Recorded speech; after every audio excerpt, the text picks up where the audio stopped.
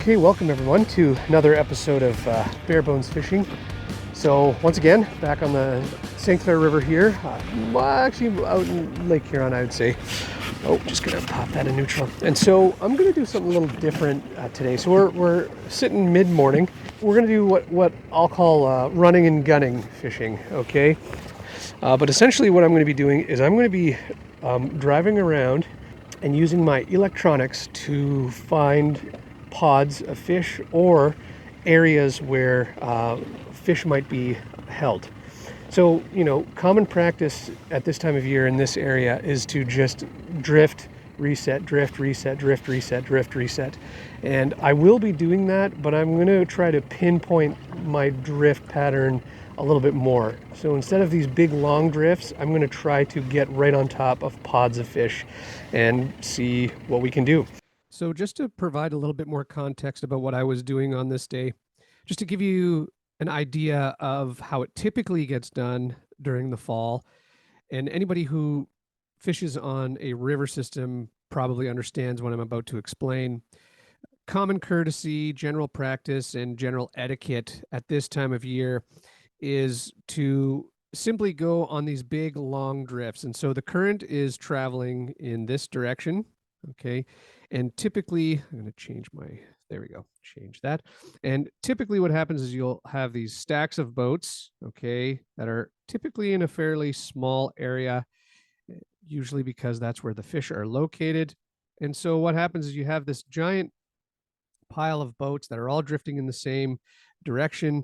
And then when you get to the end of the drift, you simply go up back to the top, reset, and then you continue doing this pattern. And obviously, sometimes these boats will break off into different areas. However, general etiquette, like I said, is to kind of go through these big, long drifts so you don't get in anybody's way and you don't cut anybody off.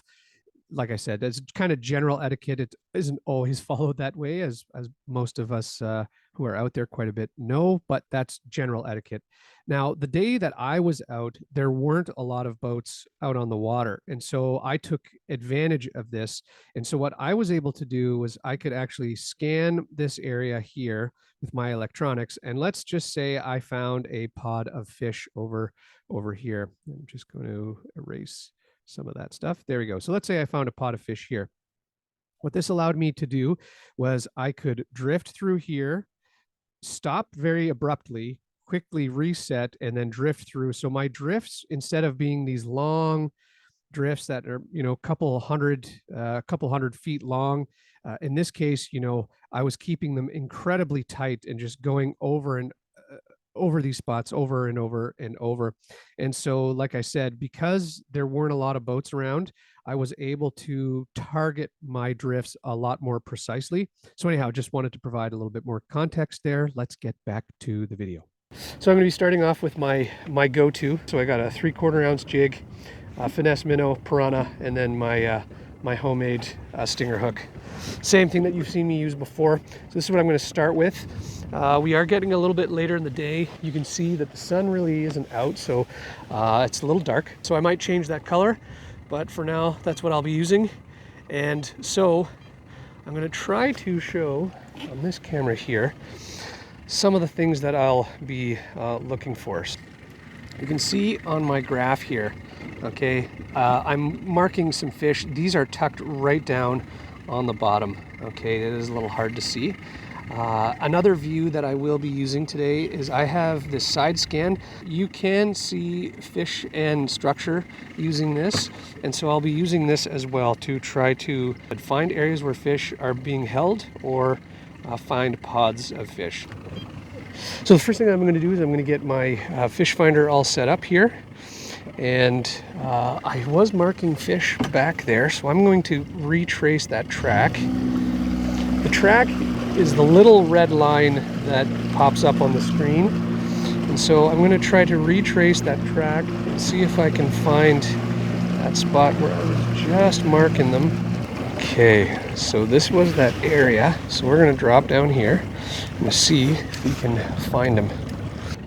So yeah, like I said, in this style of fishing, there's a lot more moving around, pulling up the lines, resetting, You know, you don't just go on these long... Oh, missed one there. Yep, so I'm right in that area where I saw that pod. Okay. So what I'm actually going to do now is I'm going to put a waypoint down on my fish finder. And then that way I have a general idea of where that pod is. And I can try to stay on top of them as much as possible.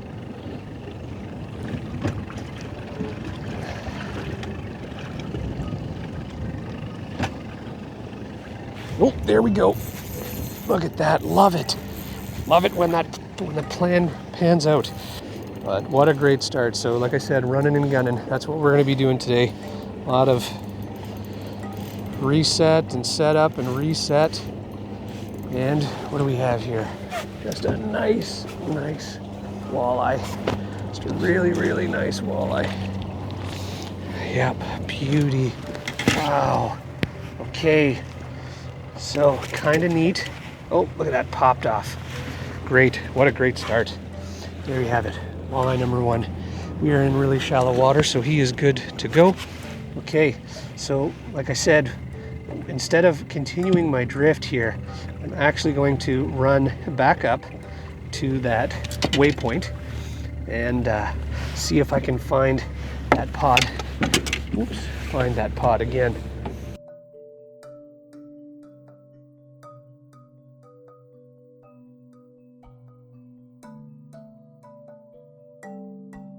Doing a tight turn around that mark that I just made in the hopes that I could stay on that pod. And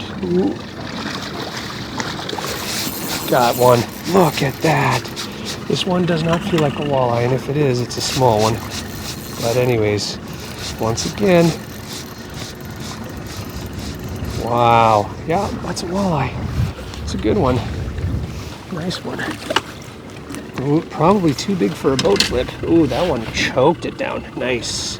This guy was hungry. So, yep, run and gun style. Panning out so far. Beauty walleye. Just a beauty walleye. Let's get that in there. Okay, I'm going to drop back down because I can see them down there again.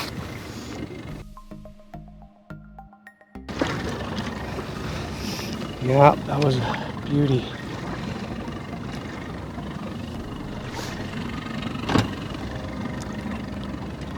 Oh, look at that. Another one. Oh.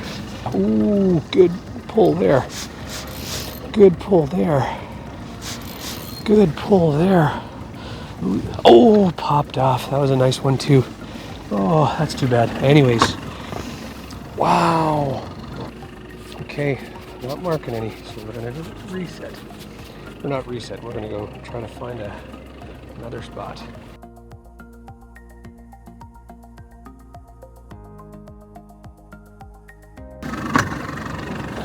Yep, still marking them. Okay, so I'm going to keep an eye on that track that I just did. Once again, I'm going to go and reset over that track. Still marking them down there, so I'm trying to think of, oh yeah, there's more marks. What should I do here? Oh, nothing. That's what you do. You do nothing. Nice. Okay. So what we're going to do, as I mentioned, I'm going to, as soon as I get this guy in the boat, I'm going to go reset over that spot real quickly.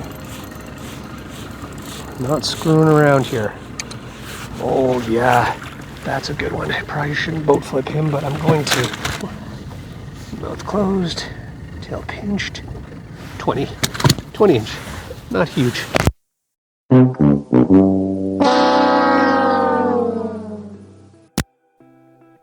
So unfortunately at this part in the video, as you could tell, I broke my mic. So I'm just going to speed up everything, but I had caught a few fish afterwards. So I reset over that same spot where I just previously caught that fish, and I managed to land into to another small one here. So what I decided at that point was to try to find a different spot to try. And so I did that and managed to land into a couple in this new area here. And so you can see here coming up, I reset very quickly over this spot where I caught this fish. Once again, keeping those drifts nice and tight. So you could see just moved up ever so slightly with my boat, maybe about 50 to 75 feet. Ran over that spot with the pod in it, and I managed to hook into one coming up here. So this was a really fun way of fishing. Like I said, the day that I was out there allowed me to attempt this because it wasn't very busy. This isn't something that I would typically do on a really busy fall day. As I said, it could be quite obnoxious to the other fishermen around, getting in their way and stuff like that. But you can see in this last spot, I managed to catch a couple of nice ones. And then this is the photo or the view for my last drift. I messed up my camera angle, but I managed to get a shot with my other camera here. So I caught a few more. Anyhow, had a lot of audio-visual issues at the end, clearly. Anyway, thank you very much for tuning in, and I will catch you on the next one. Thank you very much for watching. If you like this video, could you please like and subscribe? It would be greatly appreciated. For charter information, please head on over to barebonesfishing.ca. Thanks again, and we'll catch you on the next one.